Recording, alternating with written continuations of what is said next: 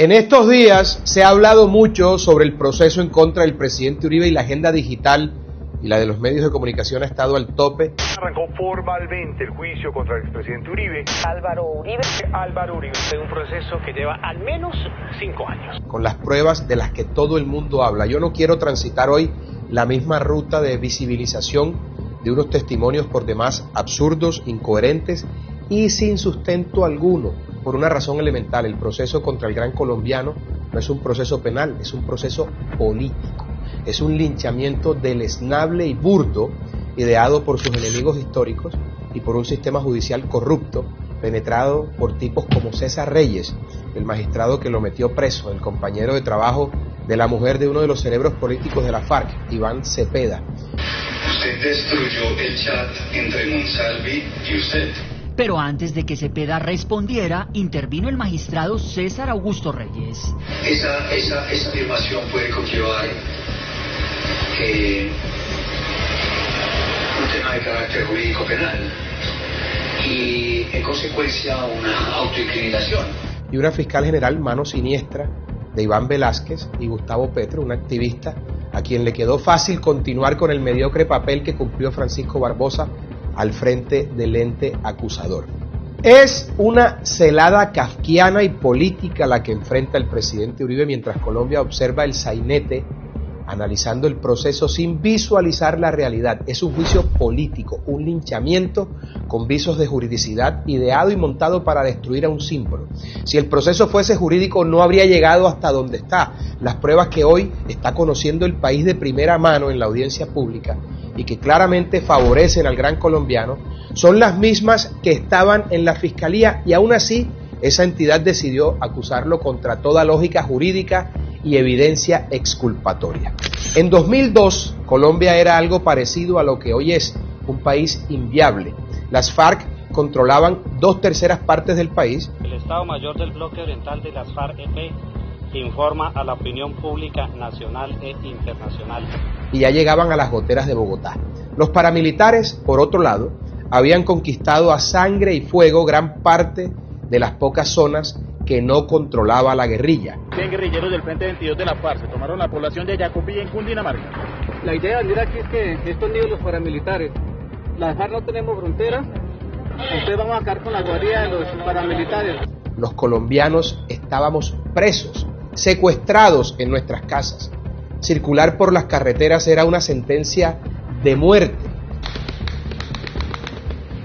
En la década de los 90 fue conocido por una serie de secuestros masivos en la vía Bogotá-Villavicencio, llamados pescas milagrosas. Nuestras bases militares eran blanco de los bandidos que se atrevían a secuestrar policías, soldados, generales, diputados, congresistas. Hombres de las FARC disfrazados de militares iniciaron un aparente operativo de evacuación.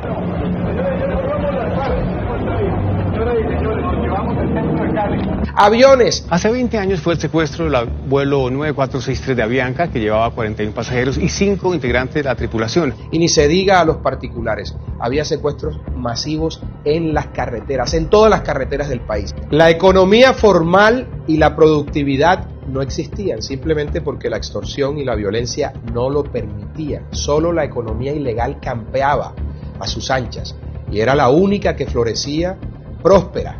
El narcotráfico, como siempre, el combustible de la guerra. Chávez en Venezuela y Correa en Ecuador. Un ex guerrillero reinsertado de las FARC, hoy testigo protegido en Colombia y en Ecuador, narra cómo fueron los nexos entre la guerrilla y el expresidente Rafael Correa. Protegían a los bandidos que se movían a sus anchas entre las fronteras. ¿Les suena parecido a lo que ocurre hoy con el régimen dictatorial de Maduro? Ese era el país que un líder regional decidió recorrer para convencernos a todos, para decirnos que si luchábamos él a la cabeza podríamos liberarnos del yugo de los violentos. Una invitación a todos mis compatriotas para que votemos. Ese es el derecho que jamás nos pueden arrebatar, el derecho a la participación en la democracia. Ese líder nos enseñó que sí podíamos enfrentar al monstruo de la inseguridad. Cuando Álvaro Uribe Vélez llegó a la presidencia de la República en 2002, en 158 municipios del país no había ni policías ni militares. Y esa fue la primera lucha que empezó a dar. Que si nos uníamos como nación encontraríamos que seríamos más los buenos que los bandidos, y que si había seguridad, habría confianza para que los particulares pudieran generar riqueza para todos. Esa confianza nace del orden público y de la estabilidad en las reglas de juego. El país no puede invitar a los inversionistas para que vengan y los secuestren. Y si eso ocurría, podríamos soñar con la cohesión social. Cuando terminaba el gobierno dije, el país no queda perfecto, pero hemos avanzado. Dejamos unos buenos huevitos. Ese arriero paisa recorrió el país convenciéndonos de que debía haber mano firme contra los bandidos y corazón grande con los ciudadanos de bien. Mano firme, corazón grande. Ese hombre de lenguaje sencillo nos enseñó con el ejemplo y aprendimos que no hay nada más valioso que trabajar, trabajar y trabajar. Trabajar en estos días. Por las ideas, por el país, por el bien común, y así con ese espíritu que acompaña a los verdaderos líderes, nos convenció a toda una nación de que no teníamos que seguir pensando que éramos inviables, y pese a las dificultades, al duro panorama nos convenció de que juntos éramos más poderosos y que los bandidos que nos sojuzgaban no nos vencerían. Ahí nació la leyenda, el líder, el que salvaría la patria, el que pasó del 2% en las encuestas a ganar la presidencia en primera vuelta, aglutinando en torno a sus ideas una nación, un país entero. Uribe sufrió atentados en su campaña, bombazos reales que vimos todos en los noticieros de televisión. Ese batacazo en Barranquilla que destruyó esa Toyota en la que él iba, hizo que un bus volara.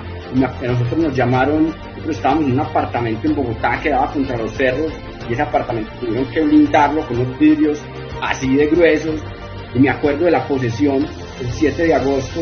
El día de su posesión, las FARC atacaron con rockets el Palacio de Nariño, y para el bien de Colombia y desgracia de los bandidos, Uribe no pudo ser asesinado. Hasta en eso, Uribe es leyenda.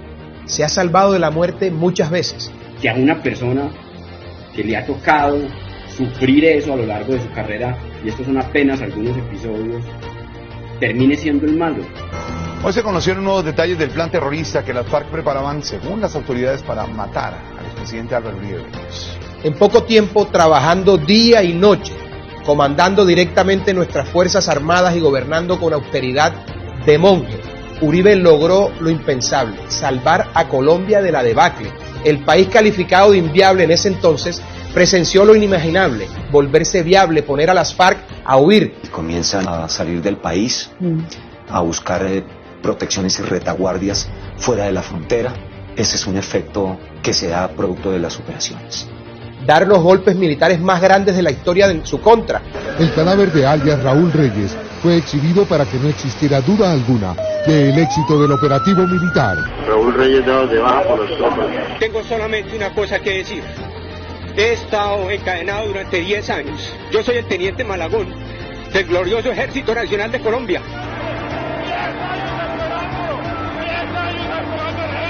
Y de paso arrodilló a los paramilitares. Uribe hizo que Colombia tuviera presente y futuro de nuevo. Uribe logró en cifras lo que nadie logró en seguridad, contra el narcotráfico, en inversión social, contra la corrupción. Con perseverancia derrotaremos todo el terrorismo. Sin embargo, Uribe cometió un gran error: confiar en la lacra más grande que ha parido Colombia, y al entregar la presidencia la dejó en manos de quien luego veríamos es el peor de los traidores, el tartufo Juan Manuel Santos. Con Santos presidente se vino la traición más rastrera de la historia. Santos aliado con Chávez y las FARC. Él ha dicho antier que yo soy su nuevo mejor amigo. Digo lo mismo, el presidente Santos es mi nuevo mejor amigo. Le entregó el país al enemigo histórico de Uribe, las propias FARC. Un abrazo por la paz.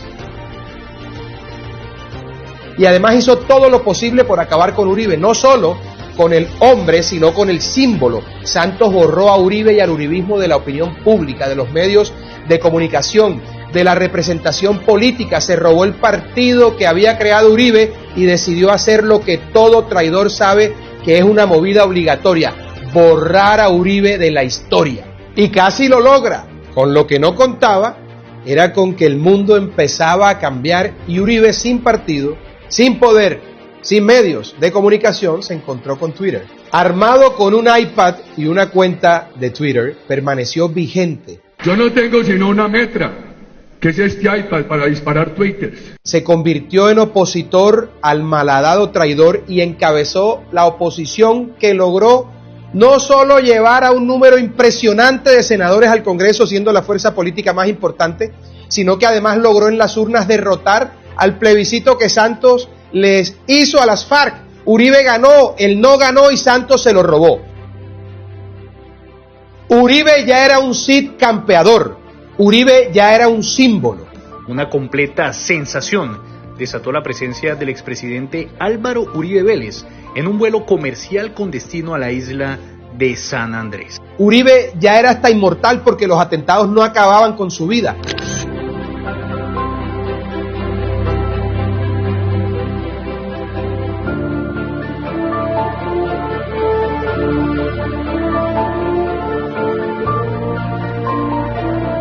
Uribe ya era inderrotable en las urnas y así lo entendieron sus enemigos, la izquierda radical, la guerrilla marxista, sus opositores políticos, sus enemigos históricos, eso a los que enfrentó y llevó casi a la extinción. Lo entendieron y aplicaron junto al Tartufo Santos la estrategia para acabar con su legado y prestigio, la destrucción de su imagen, de su moral, borrándolo de la historia, desacreditándolo, reescribiendo los hechos para aniquilarlo, porque mientras eso no ocurriera, Uribe lo seguiría derrotando, porque Uribe no es un hombre, Uribe es un símbolo.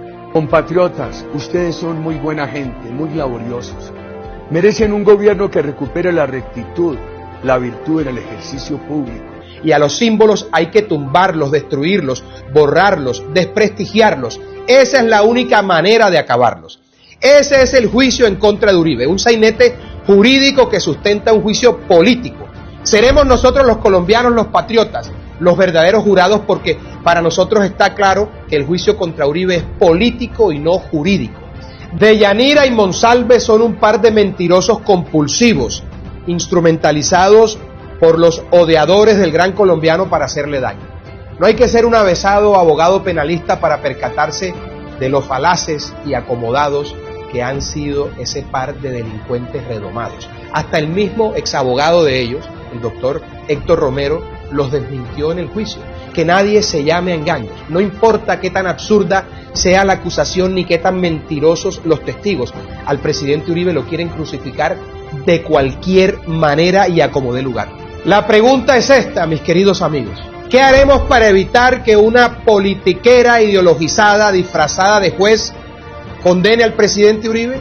¿Nos vamos a quedar sentados a ver cómo atropellan al hombre que más ha hecho por la patria?